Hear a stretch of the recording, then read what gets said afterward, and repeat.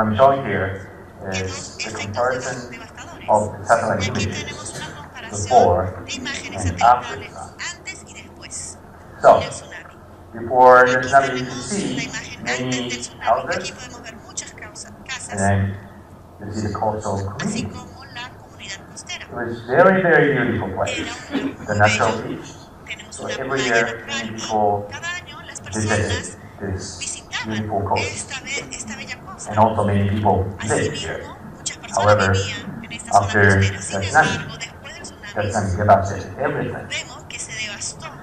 So after we had a team, nationwide team of the survey to investigate the impact of the tsunami and also the measurement of the tsunami penetration or flow depth and the tsunami runoff height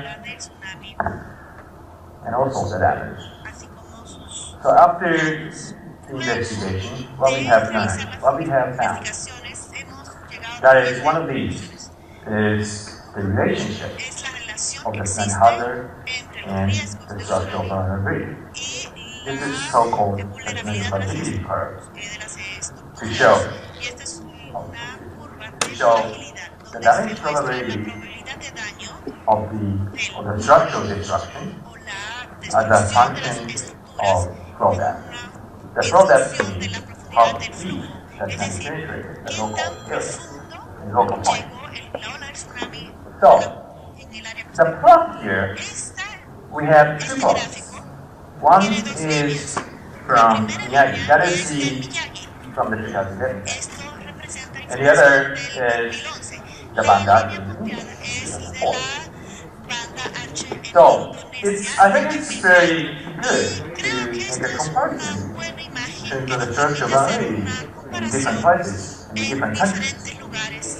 And also what you can see, if we have 2 meter flow depth of the tsunami, which will cause about 20% of the structural destruction as an empirical relationship.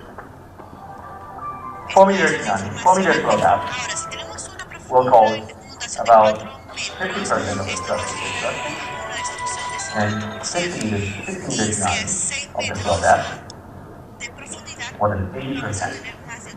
So what we have found, in terms of the structural vulnerability of our houses, over 2 meters tsunami flow depth potentially causes severe damage on houses or may disaster. That's what we have learned. So, having that findings from this event, we worked with the Sender City to make a plan of the reconstruction. So through the reconstruction process, we have the idea of multiple protection to minimize losses. So as we learned, it's not possible to protect all the tsunami by the concrete seawall. As you know, in Japan, we have built many concrete seawalls. Because our land is very small, many people living there in the coastal community areas. So we had to build the many seawalls on the coast. However, at this time, in 2011 then, many seawalls were overturned after overtopping. So we learned that the coastal structure is not good enough. So that's why we had that concept, the idea of the multiple protection. So we have the concrete seawall. Again, with a height of 7.2 in Sendai Coast. How we determine 7.2 meters as the height of the concrete seawall. We have 2 levels of potential tsunami hazards in the future. One is pretty often. It's like a recurrence interval. It's like an event of the recurrence interval of 50 years or 150 years. For that, we decided to protect with a seawall. And it's not enough. because in 2011 then, we believe that it's a good event, like within the interval of 500 years or 1,000 years. So that sort of catastrophic tsunami event is not good enough with the coastal seawall. So we decided to design on the coastal seawall with the recurrence interval, the potential tsunami of 100 years or 150 years. So that's how we decided to height of the seawall. And also after that, we have multiple protections, like a coastal forest, and the second line of the coastal road raised up to 6 meters from the ground, and evacuation facilities to secure the import safety. And then behind that, we built the residential area. So like this. Now the construction activity is underway. Still having passed more than 5 years, but still underway like this. So this is a model of the coastal road, which will be raised 6 meters from the ground, with the height with the width 30 meters. So that cost is the 12 billion Japanese yen, which is at 120 million US dollars for the preparation to be raised. So, as an engineer, my expertise is tsunami engineering, and also I'm from the civil engineering department. So, our job is to evaluate how this multiple protection will work. So, we use the numerical model like this. So, we have in the model, we put the coastal seawall here with the 7.2 meters, and the coastal road with the height of 6 meters.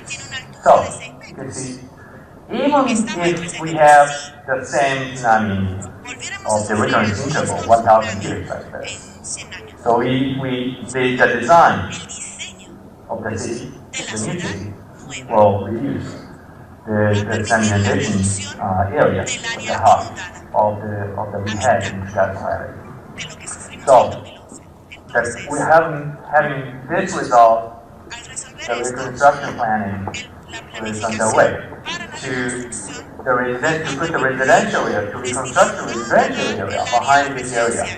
And also, here we have the prohibited to build the new buildings or new houses in this area to avoid, to reduce the risks and damage. So like this, the reconstruction activity in the semi-affected area. Next, then how can we find a safe place? I think it's a very, very important question. So to know this, we use the hazard maps or evacuation maps, right? To understand the risk and to know where the safe place or where to go. So let me introduce the hazard project. That was the international project between Peru and Japan. The project was completed, and we had the 5-year project in the past. And now here we have many of the members are here, like Ike-san, Estrada-san, Sabara-san, right? So we had a very, very good project with the support of the PERU and JICA as a subject. Let me show you one outcome from this project. The one outcome was activating the tsunami hazard map in the Lima region.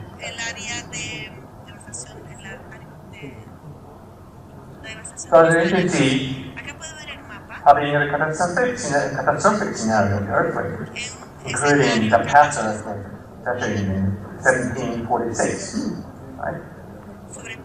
We ran the simulation, and then created a map to update the inundation map. And then based on that, I think the coastal community uses to make the evacuation plan. One thing I found a very good application. So you have, most of you have the smartphone, right? I found the app of the smartphone, which was published by DHM. The application of the smartphone. Does any of you have this application on your smartphone? Can you raise your hand, please? What I see is one, only one, or two, or something like that. So maybe using the Wi-Fi here, you can install the application on your cell phone, but not now. You can see that I think this is remarkable. You can see that I think we are around here. So in the map, on your cell phone, you can see where you are, even you are at the coast, right? And then you can see the map. And then the map will tell you where is the safe place, including